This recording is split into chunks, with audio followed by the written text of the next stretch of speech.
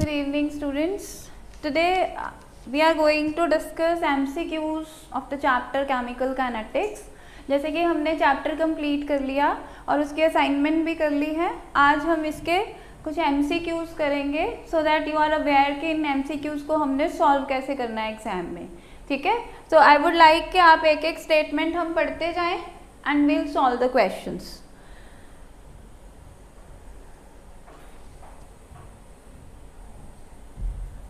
Okay, so the first question is, what will be the order of reaction if doubling the concentration of the reactant increases the rate? हम क्या कर रहे हैं? We are doubling the concentration of the reactant, जिससे क्या हो रहा है? Increases the rate by a factor of 4. मतलब हम concentration डबल कर रहे हैं, reaction 4 times हो रहा है, और trebling the concentration of the reaction by a factor of 9. मतलब जब हम कंसंट्रेशन को ट्रिपल कर रहे हैं तो जो रेट ऑफ रिएक्शन है वो 9 होता जा रहा है. डबल करने पे 4 हो रहा है, ट्रिपल करने पे 9 हो रहा है. तो what should be the order of reaction? It should be a second order reaction, क्योंकि हमें पता है 2 की पावर और 3 की पावर 2 करेंगे तो 9 and this power is always order of reaction. So the answer for the first question would be C. ठीक है, एग्जाम में आपने ऑप्शंस, सिर्फ ऑप्शंस पे राउंड करना होता है. OMR शीट होती है आपकी, उसमें आपने ब्लैकन करना होता है कंपटीशन एग्जाम में. और जो आपका थ्योरी एग्जाम है, अब थ्योरी एग्जाम में भी 20 क्वेश्चन तो आपके ऑब्जेक्टिव ही आने हैं. तो थ्योरी एग्जाम में आपने सीधा आंसर लिखना है. ठीक है, next we have the second question. First is okay with you? Second question, if the half-life time for a particular reaction is found to be constant and independent of initial concentration of the reactants, the reaction is off. अब वो कह रहा है कि जो half life time है that does not depend upon initial concentration. तो बताओ ऑर्डर ऑफ रिएक्शन कौन सा होगा? अब हम T हाफ के एक्सप्रेशंस याद करें. हमने पढ़ा था T half zero order reaction के लिए क्या होता है? T half. याद करो, we did the expression for T half. Zero order के लिए हमने टी हाफ पढ़ा था. टी हाफ 1/2 ऐसे पढ़ा था. प्रोपोर्शनल टू कंसंट्रेशन पढ़ा था टी हाफ. ठीक है, और फर्स्ट ऑर्डर के लिए हमने क्या पढ़ा था? T half is equal to 0.693 by K. अब इसमें देखो, क्या इसमें कोई कंसंट्रेशन टर्म है? नहीं है. इसमें कंसंट्रेशन टर्म है. दैट मीन्स जो तो जीरो ऑर्डर रिएक्शन का T हाफ है वो तो इनिशियल कंसंट्रेशन पे डिपेंड करेगा, लेकिन जो फर्स्ट ऑर्डर का है that will not depend. Right? So what should be the answer? Independent of the concentration of the reactant would be first order reaction, right? Then we have the next question. If initial concentration is doubled, the time for half reaction is also doubled. Concentration double करने पे half life time भी double हो रहा है. The order of reaction is, जितनी हम concentration में change कर रहे हैं उतना ही T half में change आ रहा है. इसका मतलब क्या हुआ? T half is proportional to initial concentration. तो this should be zero order. First order में तो हमने पढ़ ही लिया, फर्स्ट ऑर्डर का T half is independent of concentration, और जीरो ऑर्डर का it directly depends upon initial concentration. So the answer should be zero order. Next we have fourth question. The unit of velocity constant. Velocity constant एक और term है जो हम rate constant के लिए use करते हैं. रेट कांस्टेंट को रिप्रेजेंट करते हैं K से. अब वो कहता है unit of velocity constant in case of zero order reaction is. क्या रहेगा रेट कांस्टेंट के यूनिट्स? अगर हम रेट कांस्टेंट कैसे लिखते हैं, हम रेट को कैसे रिप्रेजेंट करते हैं? Rate is equal to K concentration raise to power 0. अब जिस चीज़ की पावर 0 होगी वो तो 1 हो जाएगा. तो what is rate? Rate is equal to rate constant, तो रेट कांस्टेंट के यूनिट्स क्या हो जाएंगे यहाँ पे, जो यूनिट्स रेट के हैं, और रेट के यूनिट्स क्या होते हैं, कंसंट्रेशन अपॉन टाइम। कंसंट्रेशन के यूनिट्स मोल, लीटर इनवर्स, सेकेंड इनवर्स। सो के यूनिट्स क्या हो गए, मोल, लीटर इनवर्स, सेकेंड इनवर्स। इसके लिए मैंने आपको एक शॉर्टकट वाला फॉर्मूला भी बताया था। What was that? Order of reaction के लिए हमने क्या किया था, मोल 1 minus n, litre n-1, second -1, के यूनिट्स हैं ये। अगर आप पूरा ड्राइव नहीं करना चाहते, अपना टाइम सेव करना चाहते हो, you directly fill in this, तो आपको ऑर्डर ऑफ रिएक्शन पता चल जाएगा, यूनिट्स पता चल जाएंगे। ठीक है, so next we have 5th question. If the concentration of reactant A is doubled and the rate of reaction increased by a factor of 4, concentration A को डबल किया, rate of reaction increase by a factor of 2, sorry A को double किया, rate भी double हो गई, factor of 2 हो गया ना, तो ऑर्डर क्या हुआ, फर्स्ट, क्योंकि फर्स्ट ऑर्डर रिएक्शन में rate is directly proportional to concentration of reactants, right? So the answer is A.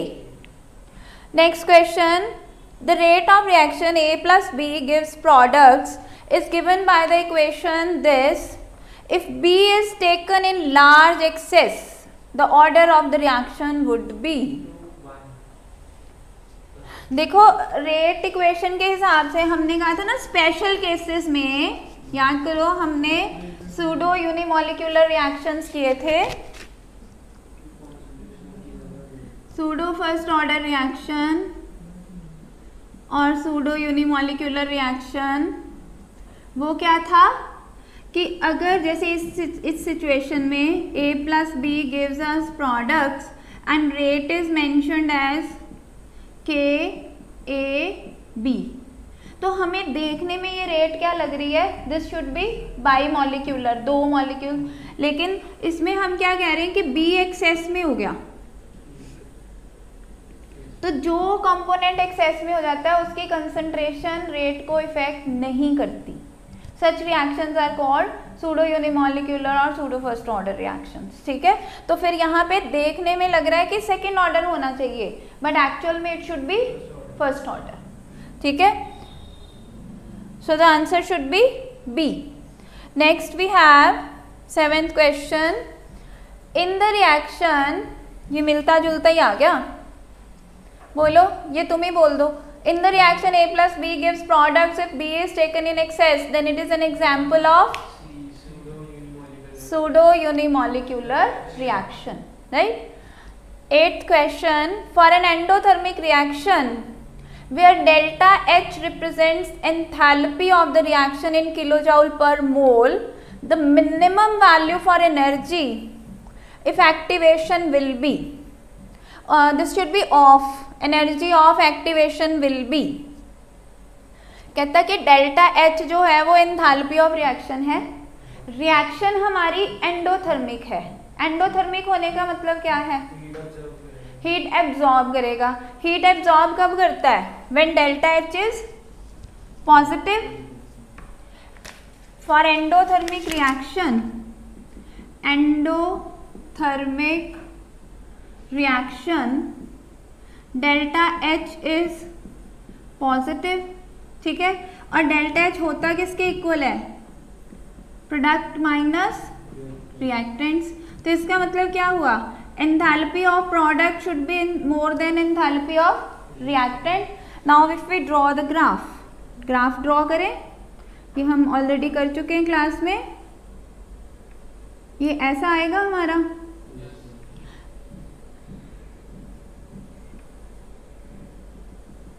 ये है एनर्जी ऑफ रिएक्टेंट, ये है एनर्जी ऑफ प्रोडक्ट, इस तरफ एनर्जी है।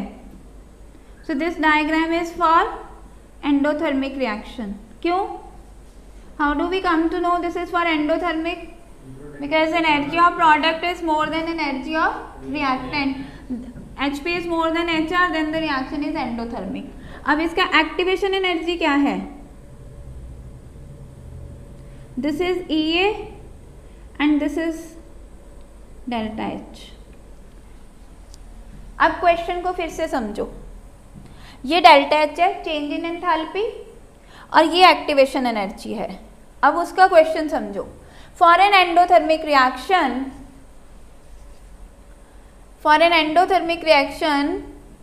where delta H represents the enthalpy of the reaction in kilojoule per mole, the minimum value for energy of activation will be. Activation energy क्या है? More than delta H है, less than delta H है, zero है, या delta H के equal है? What can you see from the diagram? Diagram में देखो, this is delta H, this is EA. EA is activation energy. तो हमें देखने में पता चल रहा है activation energy is more then delta H. This is for endothermic reaction. ठीक है, draw this. This is very useful diagram. You can come across many questions related to this.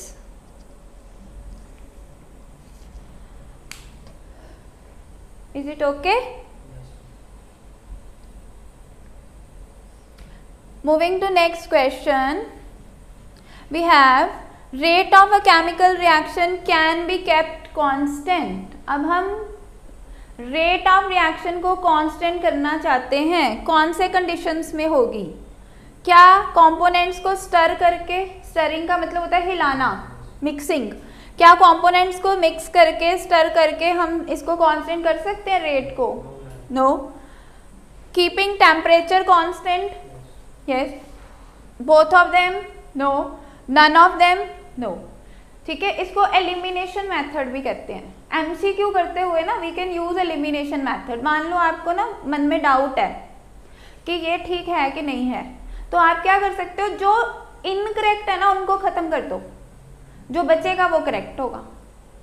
अगर आपको इनकरेक्ट है, इसका सेटिस्फेक्शन है, इसका कॉन्फिडेंस है कि ये इनकरेक्ट है. आप देखो, हमें ये कॉन्फिडेंस था कि स्टरिंग से तो रिएक्शन कांस्टेंट नहीं हो सकती. ठीक है, तो हमें ये पता था ये इनएक्यूरेट है, उससे हमने राइट चॉइस ढूंढ लेनी है इन केस हमें नहीं पता. ठीक है, तो एलिमिनेशन मेथड बहुत बार हेल्प करता है MCQ करते हुए, और वो टाइम सेविंग भी हो जाता है एग्जाम में. So next we are moving to question 10. Which of the following rate law has an overall order of 0.5 for reaction involving substances X, Y, Z? तो उसने हमें अलग अलग रेट एक्सप्रेशंस दिए हैं. हम चाहते हैं कि order of reaction should be 0.5. Order किसके इक्वल होता है? Sum total of coefficients raise to concentration terms. Concentration terms को जो पावर्स होती हैं उनको आप ऐड कर दो तो ऑर्डर ऑफ रिएक्शन है. ए में देखो, ये 1, ये 1, ये 1, तीनों को ऐड करो, what will be the order? 3. उधर ऐड करो 0.5, 0.5, 0.5, 1.5. यहाँ करें 1.5 माइनस 1, 0, 0.5, यही हमें चाहिए. ठीक है, so how do we get order of reaction? By adding the powers which are raised to concentration terms in the given rate law. Okay, so this is 10th question. Answer would be C. Next we have 11th question. 11th question is, the hydrolysis of methyl formate in acid solution has rate expression this. Balanced equation ये है balanced, लेकिन rate law में formic acid और H ion दोनों डाले हैं उसने.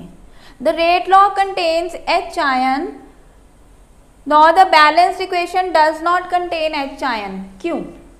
कहता कि बैलेंस इक्वेशन में तो हमें कहीं H आयन नहीं नजर आ रहा, लेकिन रेट लॉ में उसने H आयन दे दिया है. ऐसा क्यों है? वाई? बताओ जी. More for convenience to express,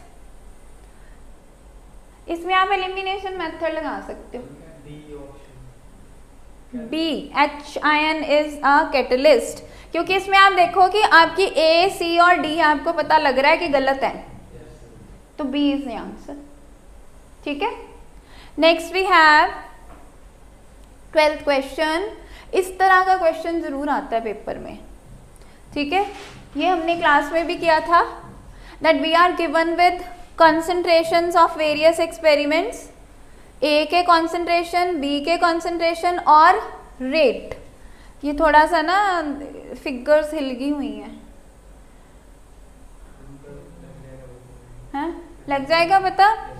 ए की 0.012, 0.024, 0.024, 0.012, बी की 0.035, 0.070, 0.035, 0.070 और इनिशियल रेट इज 0.1, 0.8, 0.1, 0.8।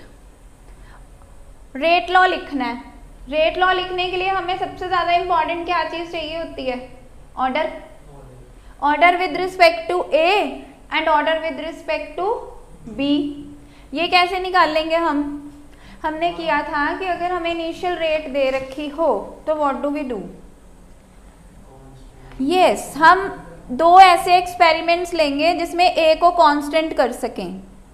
आप 1 और 4 ले लो। 1 और 4th एक्सपेरिमेंट को देखो, ए की कंसंट्रेशन जो है वो कांस्टेंट हो गई हुई है 0.012, 0.012। ए की कंसंट्रेशन कांस्टेंट हो गई है, इसका मतलब अब रेट पे जो भी इफेक्ट आएगा वो बी की वजह से आएगा, ए की वजह से नहीं आएगा। ठीक है, बी में क्या चेंज आ रहा है? 0.035 से 0.070 हो रही है, मतलब डबल हो रही है। Keeping A constant, B doubles. अब बी के डबल होने पे what is the change in rate of reaction? Rate is becoming 8 times. On doubling the concentration, if rate of reaction becomes 8 times, the order with respect to that component will be third order, 3. क्योंकि 2 की power 3 करेंगे तो हमारे पास 8 आएगा। ठीक है, तो आप इसको नोट कर लो। ऑन, ये 3 लाइनें आप लिख ही लो। On doubling the concentration of reactant, if there is no change in rate of reaction,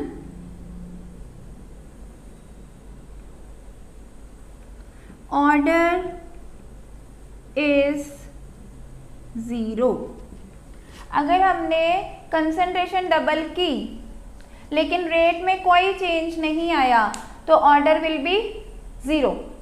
ठीक है, अब सेकेंड केस लिखो। On doubling the concentration of reactants, if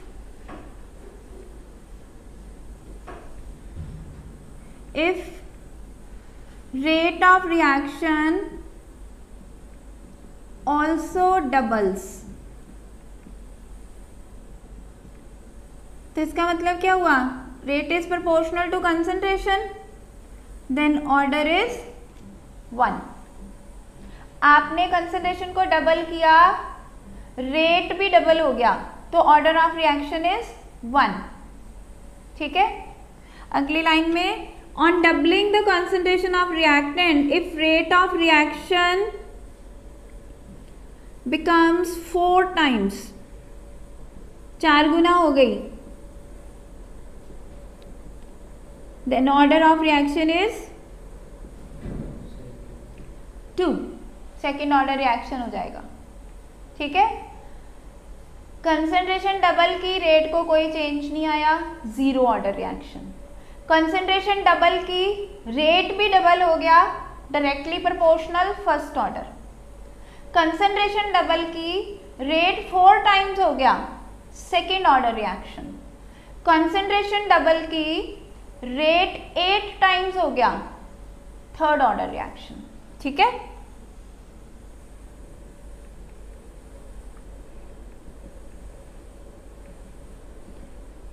If the rate becomes 8 times, order of reaction is 3. तो यहाँ पे हमारा order with respect to B क्या आ गया?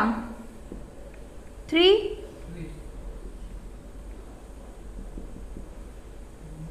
अब हम क्या करेंगे? ए को कांस्टेंट कर, बी को कांस्टेंट कर लें. बी को कांस्टेंट करें 0.035 और फर्स्ट और थर्ड में.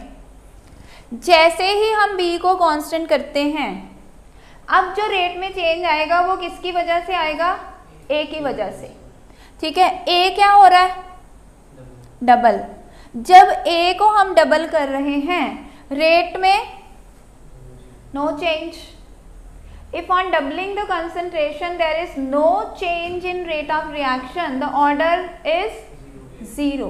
तो इसका मतलब order with respect to A is 0. तो हमारा रेट एक्सप्रेशन क्या हो जाएगा? K B की पावर 3. तो यहाँ पे कौन सा चॉइस मिल रहा है आपको? A option is the right option. ठीक है, ऐसा सम आपको मिलने की पूरी संभावना है. ठीक है, तो इसको आपने बस ऐसे ही करना है. एक को कांस्टेंट कर लो, दूसरे का चेंज देख लो. ठीक है, फिर दूसरे को कांस्टेंट कर लो, पहले का चेंज देख लो. You get the answer.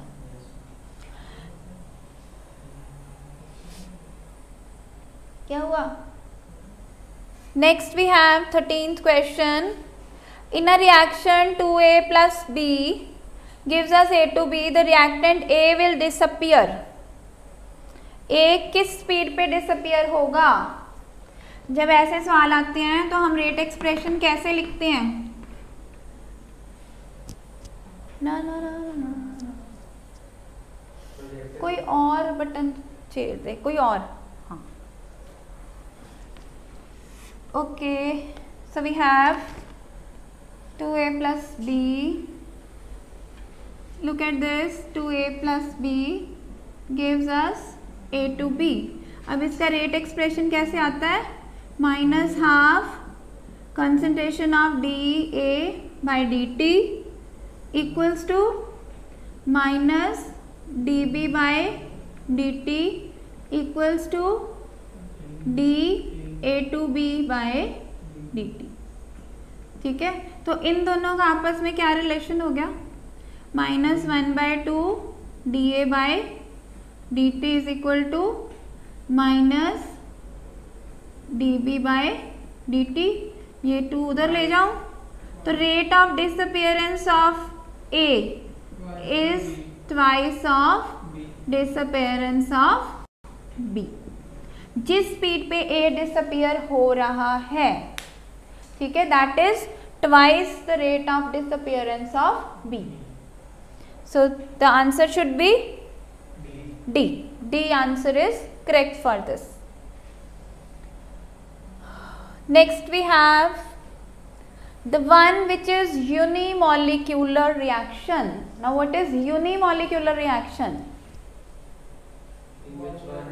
Only one molecule is participating in the reaction. So you can see कौन सा रिएक्शन है जिसमें रिएक्टेंट सिर्फ एक ही है? B में, क्योंकि यहाँ पे 2 HCl, this should be HCl, 2 HCl है. B में सिर्फ एक N2O5 है. C में H2 और Cl2 है. D में PCl3 भी है और Cl2 भी है. So the answer should be B, right? Then 15th question. For the reaction H2 plus Br2 gives you 2HBr. The experiment data suggests rate is this. ये reaction है, इसका उसने हमें रेट लॉ लिख के दे दिया. एंड द क्वेश्चन इज कि मॉलिक्यूलैरिटी बताओ और ऑर्डर बताओ. मॉलिक्यूलैरिटी हमें पता चलती है एलिमेंट्री इक्वेशन से. एलिमेंट्री इक्वेशन में कितने रिएक्टेंट्स पार्टिसिपेट कर रहे हैं? 2. तो इसका मतलब मॉलिक्यूलैरिटी तो हो गई 2. और ऑर्डर हमें पता चलता है sum total of powers that are raised to concentration terms in the rate law.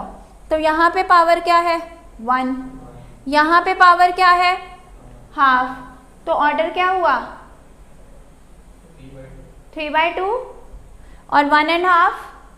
So do you find this answer here? B is the right answer.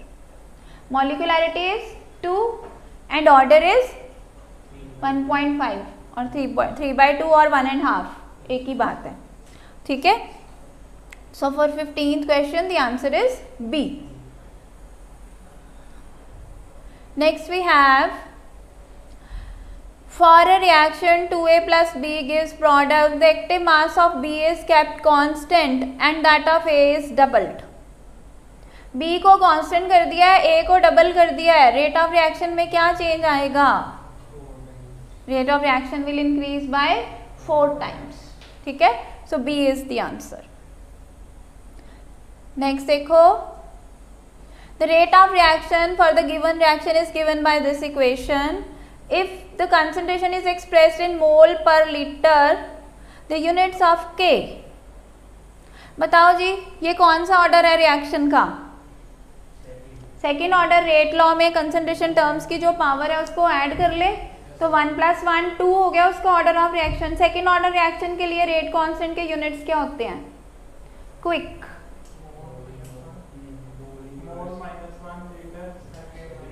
Mole -1 liter, second -1, so what do you get? C is the right answer, ठीक है। The rate of reaction is doubled for every 10 degree rise in temperature. The increase in reaction rate as a result of change from 10 to 100। कहता हर 10 degree पे rate of reaction double हो गया। मान लो हमने 10 से शुरू किया, 100 तक टेम्परेचर ले गए, बताओ कि कितना है? 400 कैसे हुआ जी? 10, 20, 30, 40, 50, 60, 70, 80, 90। मैंने कहा था जंप नहीं करना कभी भी, काइनेटिक्स वाले चैप्टर में जंप नहीं करना सीधा। यहाँ से क्या हुआ? 2, यहाँ 4,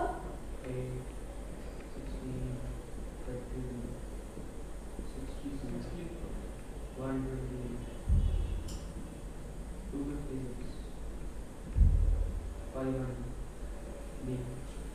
So what should be the answer? B, ठीक है। जंप नहीं करना 10 के पीछे इतना और 100 के पीछे इतना, ठीक है, ऐसे नहीं करना, इसको सीधा लेना है। Next we have the minimum energy required for reacting molecules to undergo reaction is called minimum amount of energy. Potential energy, kinetic energy, thermal energy, activation energy. Activation energy. React करने के लिए एक्टिवेशन एनर्जी चाहिए उसको, ठीक है। For an exothermic reaction the energy of activation of the reactant, हमने एक graph किया था एंडोथर्मिक का, now he is talking about exothermic. Exothermic का ग्राफ प्लॉट करती हूँ, फिर तुम मुझे बताना।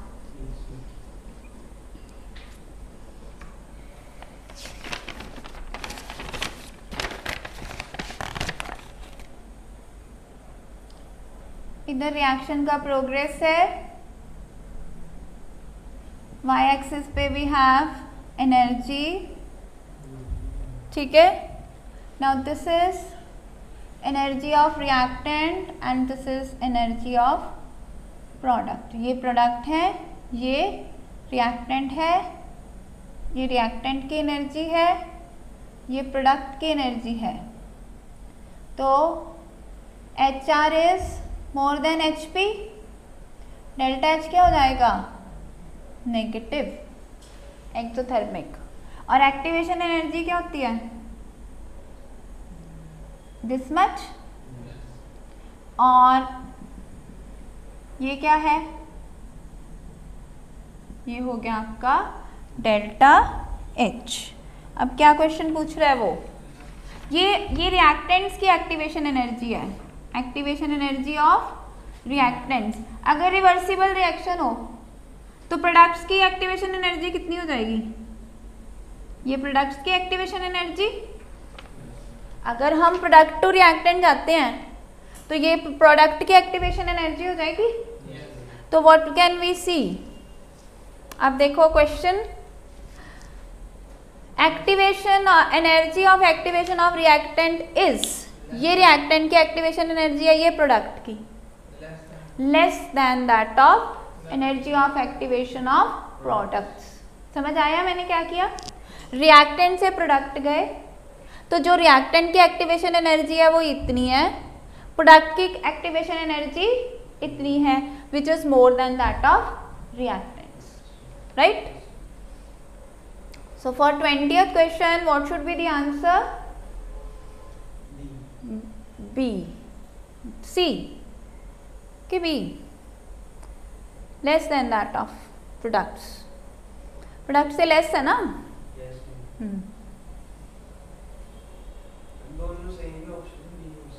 नहीं बेटा, एक में ग्रेटर है, एक में लेस है। बी में लेस देन बोल रहा है और सी में ग्रेटर बोल रहा है।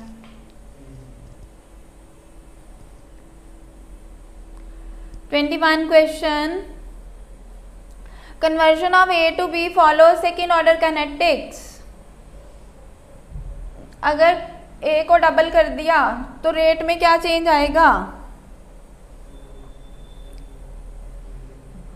सेकेंड ऑर्डर है, 4 टाइम्स हो जाएगा। On doubling the concentration rate of reaction becomes 4 times. So the answer should B D. 21 का आंसर हो गया D. 22, for the chemical change A to B, it is found that rate of reaction doubles when the concentration is increased 4 times. मतलब rate half हो रही है, 2 कैसे आएगा?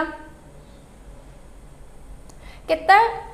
when concentration is increased 4 times, concentration हम 4 गुना कर रहे हैं और रेट ऑफ रिएक्शन डबल हो रहा है, तो what should be the order? Half. Second करेंगे तो 4 गुना होने पे 16 गुना रेट ऑफ रिएक्शन होना चाहिए। उसने उल्टा दिया है आपको कंफ्यूज करने के लिए, जानबूझ के स्टेटमेंट में ट्विस्ट दिया हुआ है, ठीक है? So read the statement carefully. वो कह रहा है हम जनरली हमें हैबिचुअल होते हैं कंसंट्रेशन पहले पढ़ने के और रेट बाद में पढ़ने के। यहाँ उसने रेट पहले दे दिया है, कंसंट्रेशन बाद में दिया है, ठीक है? So order should be half. आपने देखना है कि कंसंट्रेशन की कितनी पावर करने पे हमें आंसर मिल रहा है। हाफ करने पे आंसर मिल रहा है, ठीक है? हाफ मतलब अंडर रूट, 4 का अंडर रूट करोगे तो 2 आएगा, ठीक है? Photochemical reaction that takes place in presence of light, तो सीधा ही उसने लाइट वर्ड यूज किया हुआ है। Answer is A. Half life period of a zero order reaction is, ये हम शुरू में ही हमने कर लिया था, proportional to initial concentration. Units of specific reaction rate for second order reaction,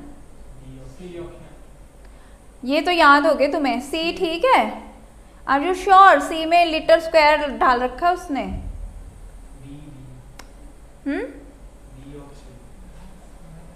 second order B is okay. Mole, litre inverse, बेटा मोल इनवर्स नहीं आना चाहिए, 1 - n।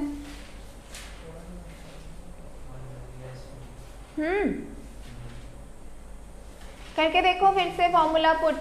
शुरू में ही क्वेश्चन किया था हमने, 2-3 बार कर लिया अब तो ऑर्डर का।